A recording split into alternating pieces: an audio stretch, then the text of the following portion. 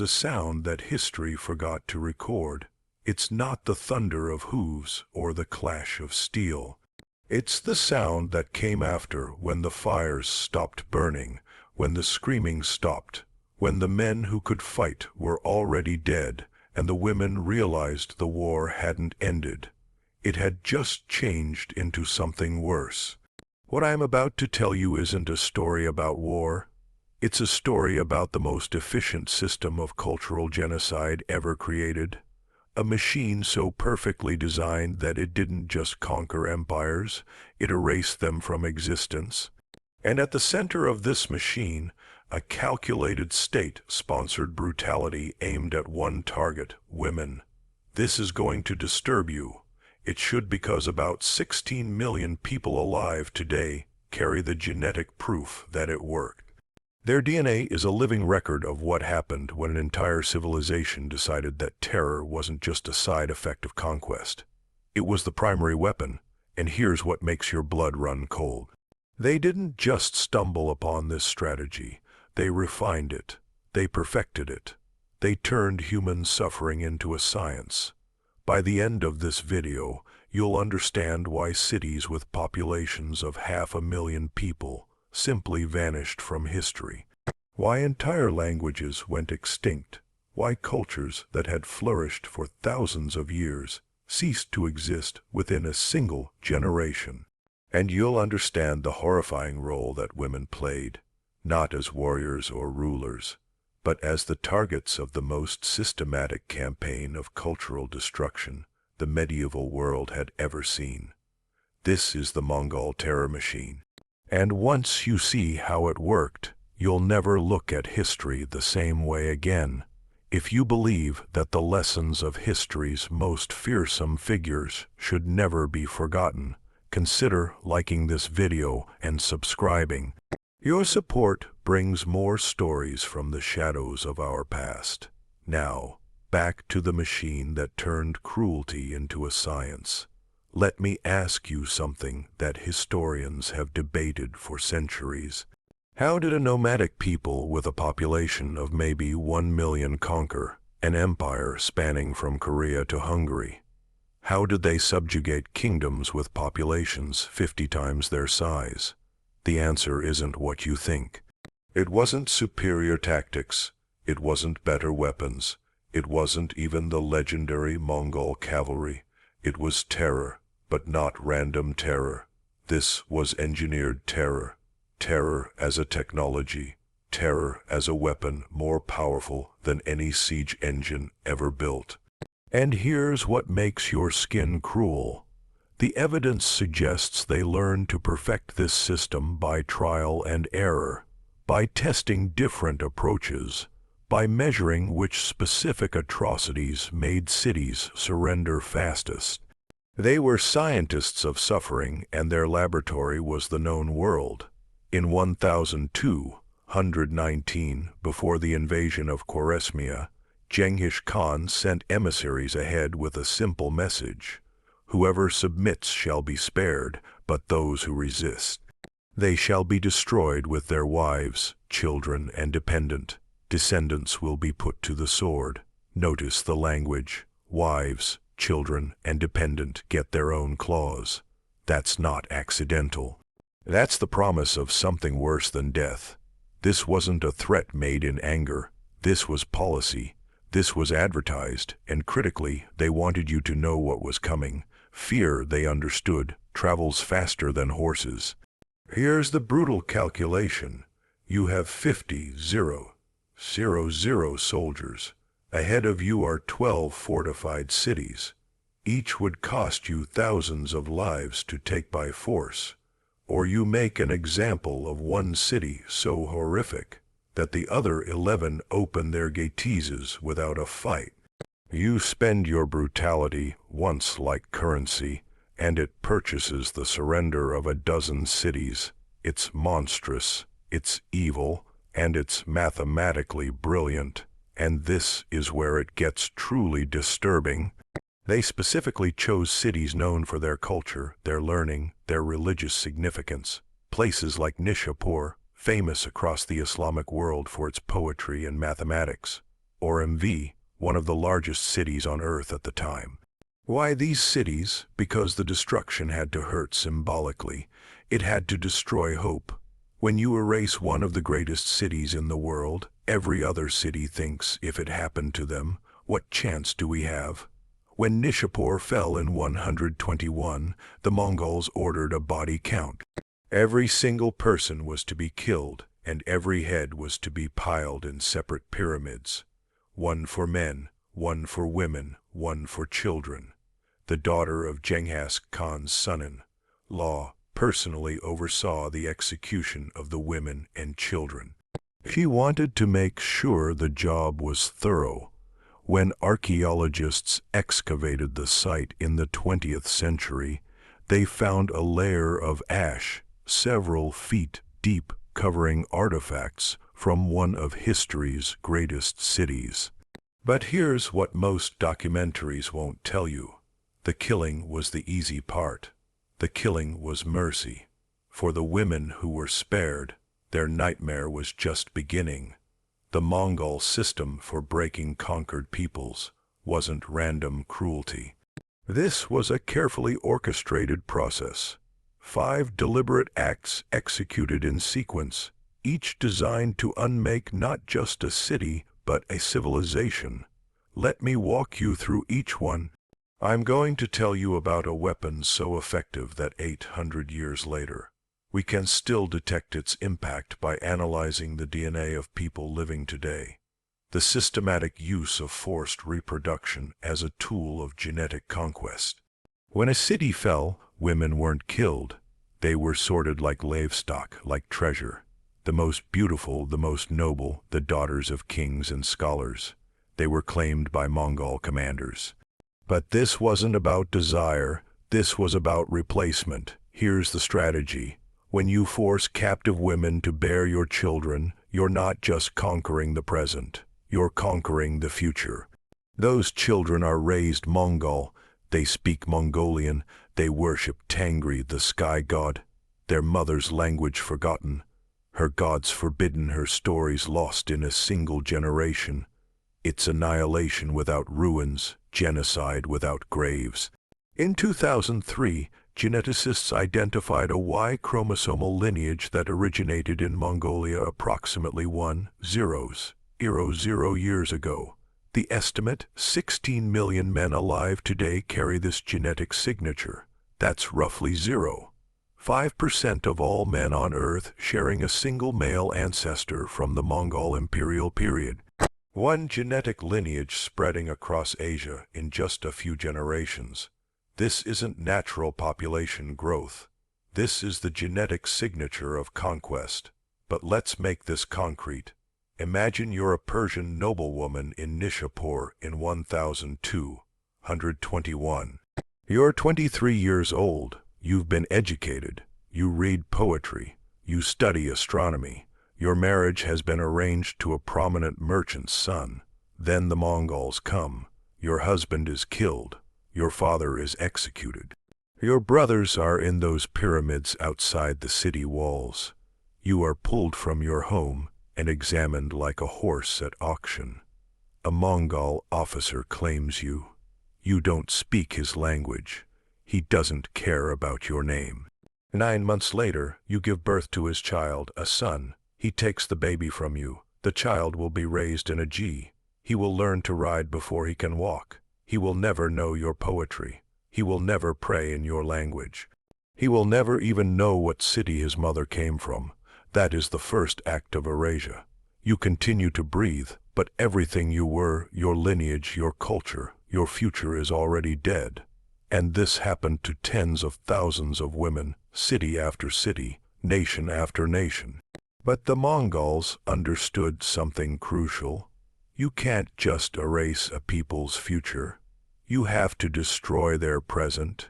You have to break their spirit so completely that they lose the will to resist. That's where the second act comes in, and it was performed in public on purpose as theater. There's a reason why psychological humiliation is considered one of the most devastating forms of warfare.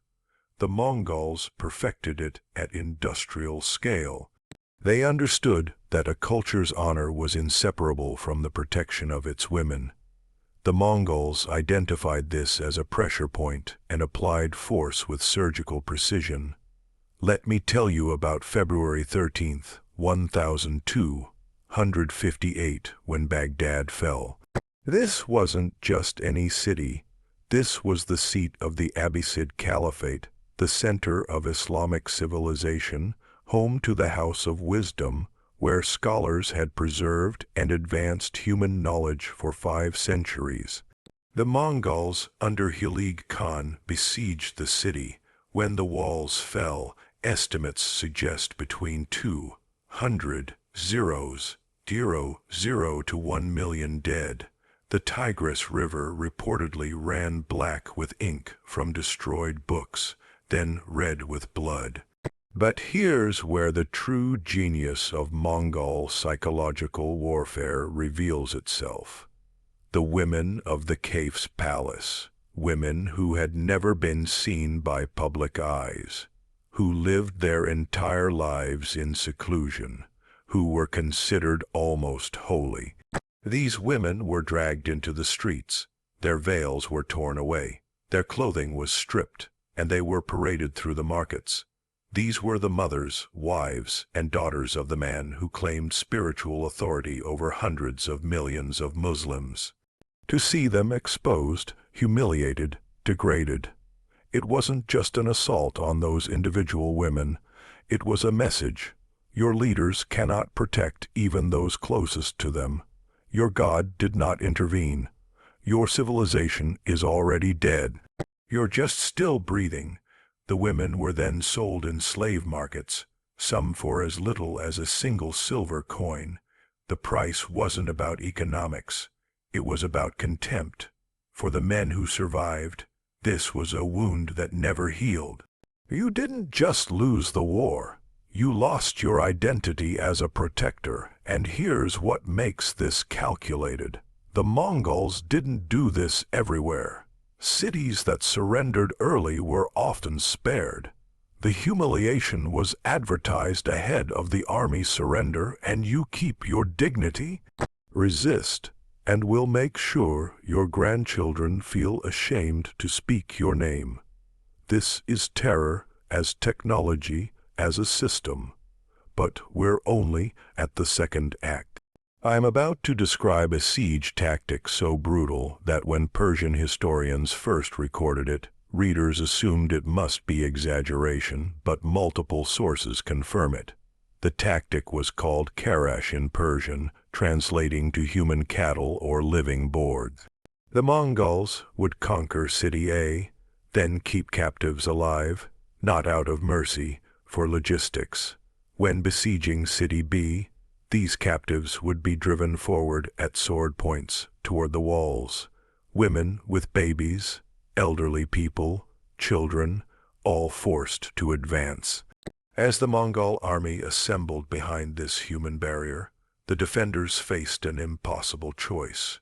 Shoot and kill your own people or hold fire and watch the Mongols' advanced siege equipment using human shields. Either choice destroyed morale. This tactic achieved multiple objectives. Physical protection for Mongol soldiers, psychological warfare that gave defenders no good options, and practical efficiency as the bodies of those who fell were piled into mows, literally used as fill to create ramps for siege towers. If you were a captive woman, your final purpose might be to fall into a moat and have your corpse used as a bridge, so the men who enslaved you could walk over your dead body to enslave the next city. You weren't a person, you were construction material, an expendable resource measured in bodies. The Persian historian Juvayne I recorded multiple instances of this. The Secret History of the Mongols references it. Chinese and Russian sources describe the same practice.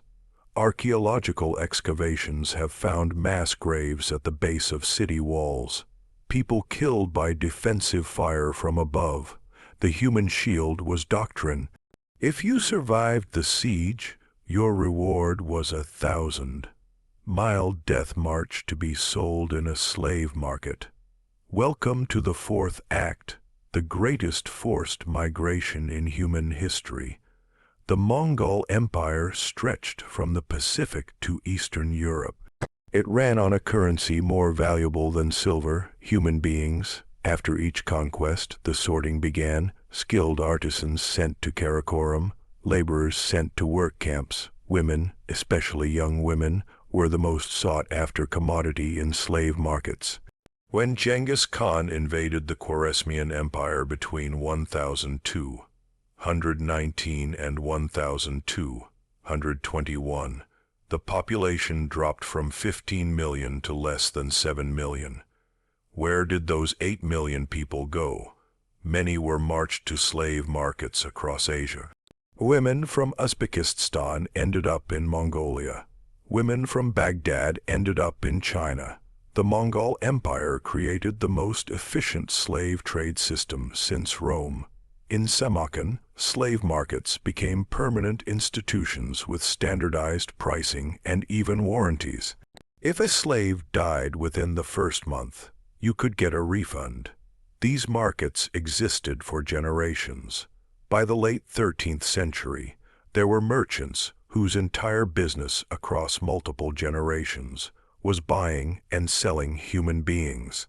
A woman from Nishapur could end up sold in China 4,000 m away. Her children would never know her homeland. Her grandchildren wouldn't even know what language she had spoken. Entire ethnic groups were scattered so thoroughly they ceased to exist as identifiable peoples. This is why Central Asian genetics show such incredible mixture today. It's the signature of the largest forced relocation in history. We've covered 4 acts: biological replacement, public humiliation, human shields, continental scale trafficking. But there's a 5th act, and it might be the most disturbing because it's the one that worked most completely. The 5th act is the eraser of memory itself. When the Mongols burned cities, they specifically targeted the people who held cultural knowledge. Poets were killed, historians were executed, religious scholars eliminated. Anyone who could preserve and pass on cultural knowledge was considered a threat. In Baghdad, the House of Wisdom was destroyed. Books were thrown into the Tigris River in such quantities that chroniclers said you could walk across the river on floating pages. Why target these people? Because the Mongols understood you don't just burn the books, you kill the people who could rewrite them. Think about what we've described across these 5 acts. Women forced to bear conquerors' children, social structures shattered through humiliation, resistors used as disposable weapons, survivors scattered across continents, knowledge keepers systematically eliminated. This is genocide with surgical precision. This is how you make a civilization disappear so completely that within 2 generations, no one remembers it existed. I'm going to list some names. You probably won't recognize them. That's the point. MV, possibly the largest city in the world in 1221, population 500,000. Today, ruins in a Turkmenistan desert that most people have never heard of. Nishapur, a jewel of Persian civilization. Today, the medieval city is buried under centuries of dirt. Urgent, capital of the Khwarezmian Empire. The Mongols diverted a river to flood it. Today, an empty plain. These were major cities, centers of learning and culture, and they were so thoroughly destroyed that most modern people have never heard of them. That's successful erasure. Here's the final cruelty. In most pre-modern societies, women were the carriers of cultural memory. They taught children their first words. They told the stories. They maintained family histories by systematically targeting women through violence, enslavement, and forced assimilation. The Mongols were attacking the transmission mechanism of culture itself. A woman forced to bear a Mongol child, enslaved in a foreign land, forbidden from speaking her native language, cannot pass down her culture. The chain is broken. When this happens to thousands of women across dozens of ethnic groups, the result is cultural extinction. Not in one generation, but within 2 or 3. By the great-grandchildren, there's no one left who remembers the cities, speaks the languages, or knows the songs. So, let me answer the question from the beginning. How did 1 million Mongols conquer 50 million people? They built a terror machine so effective that it made resistance futile and submission the only rational choice. They perfected a 5-act system designed to unmake civilizations from the inside out. The proof: 16 million men carry Mongol genetic lineage. Entire languages are extinct. Major cities vanished. And for most victims, there's no one left to remember their names. The Mongol Conquest killed an estimated 40 million people, roughly 11% of the world's population. But the death toll isn't the complete story. The complete story is who they killed and how. The systematic targeting of women as a weapon of cultural destruction, the transformation of human beings into tools, commodities, messages. It's a machine that ran on human suffering and produced the eraser of entire peoples. These stories are not easy to hear. They're not supposed to be, but they must be told because the women who suffered these atrocities died twice. Once in body and once when their stories were forgotten. History remembers empires for their borders, but it remembers the Mongols for something far more unsettling, because their legacy isn't just carved into chronicles or ruins. It's etched into people. About 16 million men alive today carry a genetic signature that traces back to those campaigns of conquest, fear, and absolute domination. 16 million living reminders of what happens when a civilization weaponizes terror with precision and turns brutality into strategy. But here's what most people don't understand. The Mongols didn't rely on numbers. They didn't rely on luck. And they didn't stumble into power the way so many kingdoms did. They engineered it step by step, city by city, psychology by psychology. Before a single arrow was loosed, their reputation arrived first.